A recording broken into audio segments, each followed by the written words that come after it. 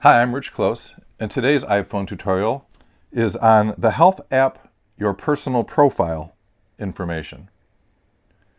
Please make sure to click the link and subscribe to my YouTube channel. Also visit richclose.com. All right, let's get into the Health app. So the Health app, let's launch it. And again, it takes you to the summary page when you first log in. It's not very obvious of where the profile is, but there's a little picture in this top corner here. It's not labeled profile. It may be your initial if you don't have a picture stored in it.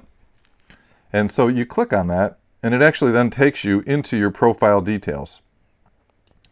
And so you can see that your profile, you can adjust your health details, you can change your medical ID, health checklists, your health records, notifications, organ donation, and then the privacy and what apps can and can't do with respect to communicating back and forth to the Health app. So again, the Health app is, if you think about it, it's like an aggregator of all the health information from all of your different apps. So I use MyFitnessPal to track my diet, which also keeps track of sodium. That information gets input back into the Health app.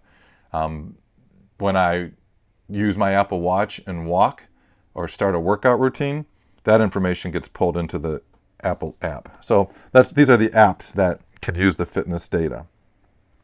And then again, Apple does give you the opportunity to export all of your health data and information from the app.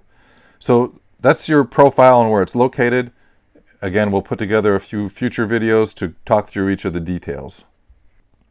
As always, thank you for watching my videos.